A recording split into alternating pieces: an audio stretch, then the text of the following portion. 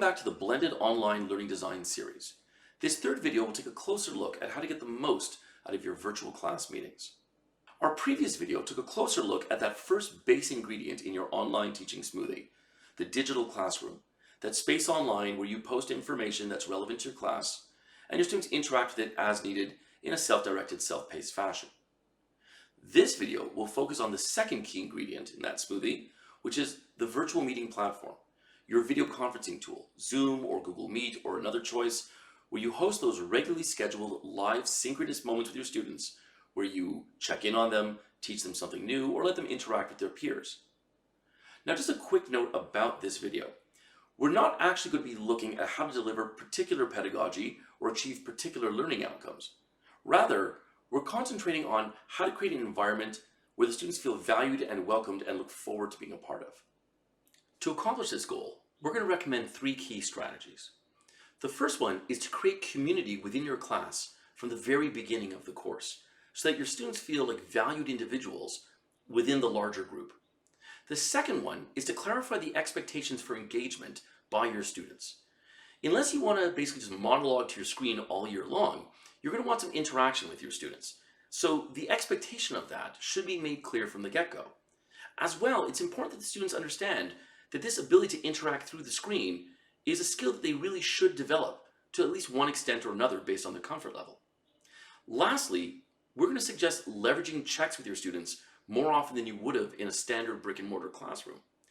From behind the screen, it's difficult to get a beat on your students and understand, what their mindset is like, what their mood is like, and whether they understand the content that you're trying to teach.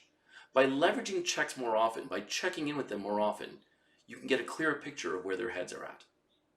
Our first strategy is to take the time to create community within your class, because it has nothing to do with the subject you teach or the pedagogical outcomes you hope to achieve, and everything to do with the welcoming and warm environment that you create for your students that they want to be a part of. There are a number of options you can easily integrate into your personal teaching practice to achieve this.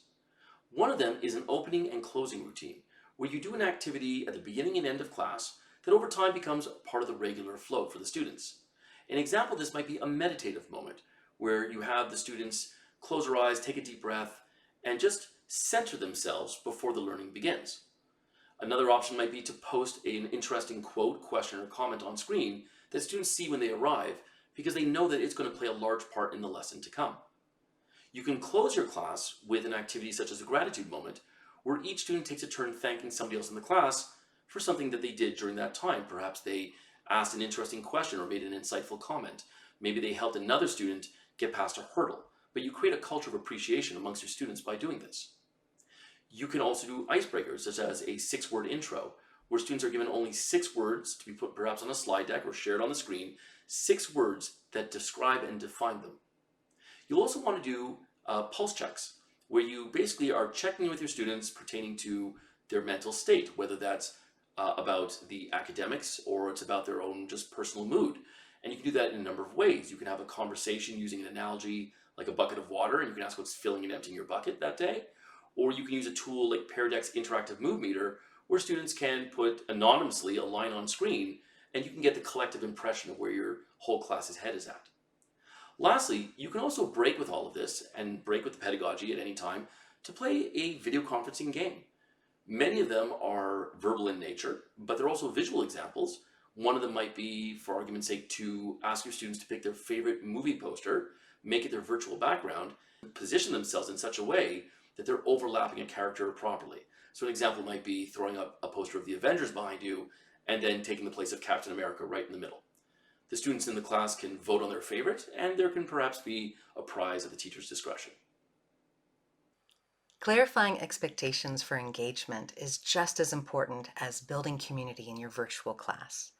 Making your course standards for both participation and preparation crystal clear is really the best way to facilitate the kind of student engagement you'd like to see, whether you're in the physical or virtual classroom. I also find that students tend to meet or even exceed expectations when they understand what the standards are and what purpose they serve. So when you're designing asynchronous tasks such as homework, your students are going to be more likely to complete their work and be prepared for your virtual class sessions if they understand how these tasks and activities serve their learning needs as well as the goals for getting the most out of the virtual class time together. From my experience, if you don't set clear expectations and norms, students tend to show up just for a participation grade and then end up doing the bare minimum. On the other hand, if you do set clear expectations early on, you will find that students are better able to be present and contribute to an engaged learning cohort in your class. Clarifying both preparation and participation expectations is a powerful way to remind students of the value of being lifelong learners and active participants in life. So, regardless of what subjects you teach them, helping your students practice to actively prepare and take part in a virtual class will make them stronger in all personal, academic, and professional arenas going forward. Using rubrics is very helpful for clarifying standards and expectations. In this engagement rubric example from the Blended Consortium, you'll see collaborative work from our teacher group that really wanted to get on the same page about what kind of student engagement we were looking for in our classes.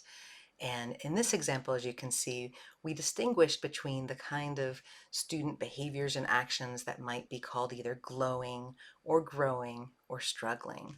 And we found this a very fruitful exercise in order to build a common understanding amongst the teachers before then trying to clarify our standards and expectations for students. We use this for virtual class sessions in Zoom, in-person face-to-face sessions, as well as for online discussion engagement. We also recognize the importance of communicating to quieter students how they too can represent their engagement, whether they're able to speak up in class as readily as their classmates, or they can also demonstrate via chat, online discussions, or even via email before, during, or after class sessions. This is meant as really a launching point for teachers to think about engagement and also to think about how they might adapt this into a system or a checklist or a rubric that works for them and their students. In this example, this is a much simplified version of the engagement rubric. It's a checklist format, and this makes it much easier for a teacher to give fast and efficient feedback to students on how they're doing. It's also a handy tool to use for student reflection and asking students to evaluate themselves and how they are doing in engagement in your classes. Here's an example from a colleague who took inspiration from that first rubric example and has developed other checklists and rubrics based off of that. This is an online presence checklist that looks at the big picture of how students participate and contribute to the class cohort. She also uses a checklist for virtual class engagement. She finds this very helpful for letting students know what she's looking for from the very beginning of her classes. Here's yet another example just to show you that teachers can take this and adapt this in all sorts of different directions. This is a synchronous participation rubric, also with a link that takes you to a much fuller description of how this is used and other expectations that go along with this. But all this to say, these are available for you to look at and take inspiration from and build from, and hopefully you will find a system, whether it's a checklist or a rubric, that works well for you. Another way to make the most of your virtual class time is to leverage checks for understanding and breakout rooms. Digital checks for understanding are a great way to pause, ask a question, and then have all of your students weigh in at once. You might ask questions about pace, about comprehension, or opinion polls.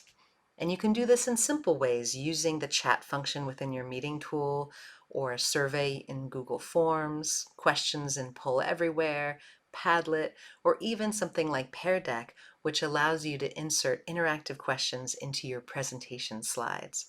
Whatever tool you use, digital checks for understanding are an opportunity for you to read your virtual classroom space and to make adjustments on the fly to your lesson plan, or to share the collective responses of your students about a poll question that can then serve as a launch point to dive deeper. Of course, using breakout rooms is another great way to make the most of your virtual class time. It's pretty challenging to involve all of your students in a great conversation, especially in a virtual class space. So why not break them up into smaller groups and allow more voices to speak up and be heard at once? I recommend splitting your class into pairs and trios and then using a collaborative tool during the breakout sessions in order to help guide student conversation and to help debrief afterwards. My personal favorite is to use a collaborative Google slide deck, and I make one page for each of the breakout rooms. So if students randomly land in breakout room 4, they know to go to the slide for breakout room 4 and to follow the prompts. And that way you can use the same prompts and questions for all of the breakout rooms. You could even use different unique prompts for each of the rooms. You can then watch the students populating their highlights and notes onto each slide. And then when you bring the group back together as a whole class, you could then use that slide deck to go page by page or jump around in order to debrief and look for the highlights of what came up in all of those different separate breakout rooms. Of course, there's lots of other collaborative tools like Jamboard and Miro and Padlet that are wonderful for this as well. These are just a few initial ideas to get you thinking about how to make the most of your virtual class time.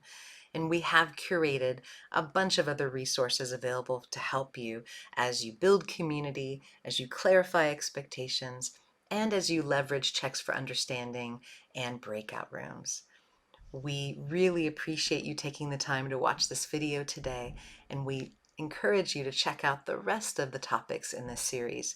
As you can see, there are other videos all about optimizing collaboration as well as formative checks for understanding. So we hope you check them out, and thanks once again. Enjoy.